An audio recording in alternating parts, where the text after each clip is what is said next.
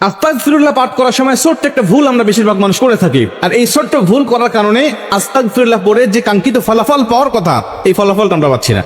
আস্তাগফিরুল্লাহ বললে কত ফজিলতের কথা আমরা জানি, কিন্তু ফজিলতগুলো আমরা অনেকেই পাই না। আস্তাগফিরুল্লাহ পাঠ করলে নবীজি বলেন তাকে মুস্তাজাবুদ দাওয়া বানিয়ে দেওয়া হয়। ও ব্যক্তির দোয়া করলেই আল্লাহ পাক তার দোয়াটা কবুল করে নেয়। আস্তাগফিরুল্লাহ বেশি বেশি পাঠ করলে তার রিজিকের মধ্যে বরকত দিয়ে দেওয়া হয়। আস্তাগফিরুল্লাহ বেশি বেশি পাঠ করলে তার বিপদ আপদ বালা মুসিবত থেকে তাকে হেফাজত করে নেওয়া হয়। আস্তাগফিরুল্লাহ বেশি বেশি পাঠ করলে আমার আল্লাহ পাক যার কেউ নাই, দেওয়ালে পিঠ থেকে গেছে এমন ব্যক্তিকেও আল্লাহ পাক পথ দেখিয়ে দেয়। আস্তাগফিরুল্লাহ বেশি বেশি পাঠ করলে রিজিকের মধ্যে বরকত হয়। যার কোনো ইনকাম সোর্স নাই, তার ইনকাম আল্লাহ পাক বৃদ্ধি করে দেয়, ইনকাম সোর্স গুলো আল্লাহ পাক খুলে দেয়। এত এত ফজিলত আস্তাগফিরুল্লাহ, কিন্তু আমরা পাই না। তার মানে হলো আমরা অধিকাংশ মানুষ এই আস্তাগফিরুল্লাহ সঠিকভাবে পড়তে পারি না। যেভাবে পড়ার দরকার ঠিক সেইভাবে আমাদের পড়া হয় না। বিশেষ করে আমরা যারা বাঙালি আছি, আমরা অধিকাংশ মানুষ যারা মূর্খ, যারা কোরআন তেলাওয়াত জানে না, আরবি সহিহ শুদ্ধ করে কোরআন তেলাওয়াত জানে না। আমরা এটা কিন্তু সকল প্রায় মানুষ জানি যে আরবি অক্ষর সামান্য একটু তারতম্য হয়ে যাওয়ার কারণে, উচ্চারণে কম বেশ হওয়ার কারণে আরবি এই অর্থটা পুরাটাই চেঞ্জ হয়ে যায়, বাংলা অর্থটা পুরাটাই চেঞ্জ হয়ে যায়, উল্টা হয়ে যায়।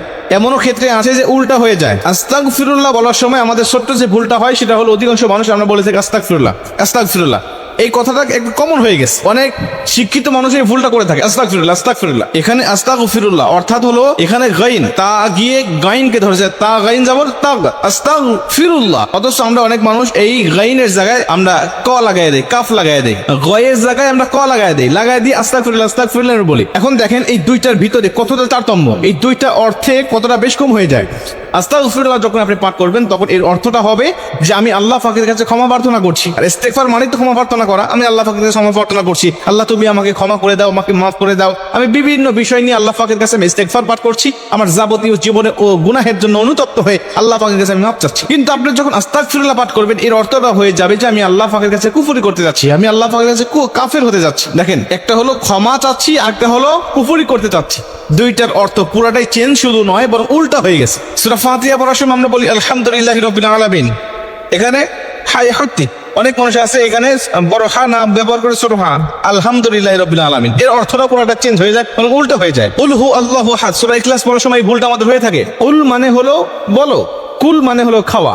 অনেক মানুষ এখানে অর্থটা হলো কুল হু আল্লাহু আহাদ, আল্লাহ পাক বলেন নবী আমার আপনি বলেন আল্লাহ এক, অথচ আমরা বলি কুল আল্লাহু আহাদ, অর্থাৎ খাও আল্লাহ এক। কতটা সেন্সিটিভ বিষয়, কতটা ভাবার একটা বিষয় যে আমাদের সামান্য ভুলের কারণে, অবহেলার কারণে, গাফিলতির কারণে আমাদের পড়া শুধু আমাদের শুধু পড়াই হচ্ছে, এর বিনিময়ে আমরা কিছু পাচ্ছি না। এজন্য নবীজি বলেন কোরআন তেলাওয়াতকারীকে কোরআন লানত করে। এমনও কিছু কোরআন তেলাওয়াতকারী আছে যাদেরকে কোরআন লানত করে, যারা সহি সুন্দরভাবে কোরআন তেলাওয়াত করতে পারে না, এই কোরআন তাদের উপরে লানত করে। মুসলমান ভাইরা আমার, এর জন্য আমরা যদি কাঙ্ক্ষিত ফলাফল পেতে চাই, আল্লাহ পাক যে অফার গুলো ঘোষণা করেছেন, নবীজি যে অফার গুলো ঘোষণা করেছেন, বিভিন্ন আমল করলে যে কাঙ্ক্ষিত ফজিলত গুলো আল্লাহ নবী আমাদেরকে বর্ণনা করেছেন, এই কাঙ্ক্ষিত ফজিলত গুলো যদি আমরা পেতে চাই, কাঙ্ক্ষিত অর্জন গুলো যদি আমরা পেতে চাই, অবশ্যই সহি সুন্দর করে কোরআন তেলাওয়াত করতে হবে।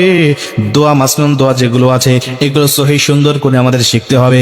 আস্তাগফিরুল্লাহ ইস্তেগফার, যত ইস্তেগফার রয়েছে সবকিছু সুন্দরভাবে যখন আপনি পাঠ করতে পারবেন, আশা করা যায় আমার আল্লাহ পাক অবশ্যই আপনারা সব আমলগুলো কবুল করে নিয়ে জীবনটাকে